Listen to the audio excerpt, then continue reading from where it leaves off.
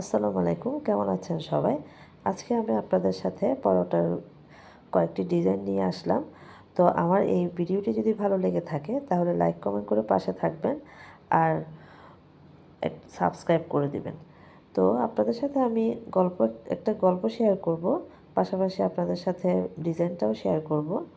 তো জীবন কোনো পাঠ্য বই নয় যে মুখস্থ করে পাওয়া যাবে। এখানে প্রতিটি ভুল থেকে শিক্ষা নিতে হয়। সময় আমাদের শেখায় কাকে গুরুত্ব দিতে হবে আর কাকে এড়িয়ে চলতে হবে। অপেক্ষা নয়, শুরু করুন। আমরা অনেকেই ভাবি একদিন সব ঠিক হয়ে যাবে, কিন্তু বাস্তবতা হলো জীবন কারো জন্য থমকে থাকে না। জীবনকে ঠিক করে নেওয়ার দায়িত্ব একান্তই আপনার।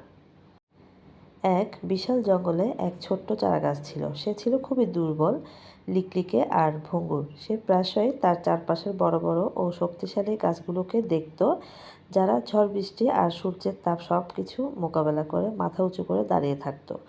ছোট চারাগাছটি প্রায় মন খারাপ করে ভাবত, ইস, যদি আমিও তাদের মতো শক্তিশালী হতে পারতাম। আমার তো সামান্য একটা বাতাসে ডাল ভেঙে যায়। একদিন এক প্রচণ্ড ঝড় এলো। জঙ্গল কাঁপিয়ে বাতাস বইতে লাগলো। বড় বড় গাছগুলো মচমচে শব্দে হেলতে দুলতে লাগলো। কিছু গাছের ডাল ভেঙে পড়ল। ছোট্ট চারাগাছটি ভয় পেয়ে নিজেকে মাটির সাথে মিশিয়ে দেওয়ার চেষ্টা করলো। কিছু আশ্চর্য ব্যাপার হলো, ঝড় থামার পর সে দেখলো সে ঠিকই আছে, তার কোনো ক্ষতি হয়নি।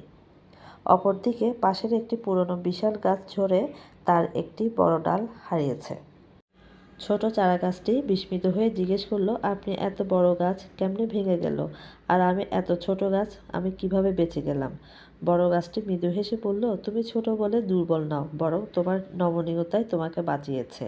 তুমি বাতাসের সাথে নিজেকে মানিয়ে নিয়েছো, নুয়ে পড়েছো, তাই তুমি ভাঙনি। আর আমি ছিলাম অনড়, তাই আমার ক্ষতি হয়েছে। জীবনও ঠিক এমনই, যখন পরিবর্তন আসে বা বাধা আসে, তখন মানিয়ে নেওয়াটাই সবচেয়ে বড় শক্তি। শক্ত হয়ে দাঁড়িয়ে থাকার চেয়ে নমনীয় হয়ে নিজেকে রক্ষা করা অনেক বেশি বুদ্ধিমানের কাজ। সেই দিন থেকে ছোট্ট চারাগাছটি আর নিজের ছোট হওয়া নিয়ে আফসোস করতো না। সে জানতো তার নমনীয়তাই তার শক্তি, যা তাকে যে কোনো পরিস্থিতিতে টিকে থাকতে সাহায্য করবে।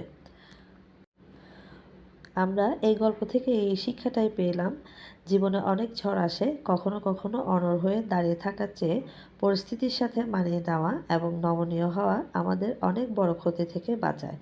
ছোট বা দুর্বল বলে নিজেকে তুচ্ছ মনে করার কিছু নেই। আমাদের ভেতরের শক্তি ও গুণগুলোই আমাদের আসল পরিচয়। তো দেখতে দেখতে আমার গল্প বলাও শেষ হয়ে গেল।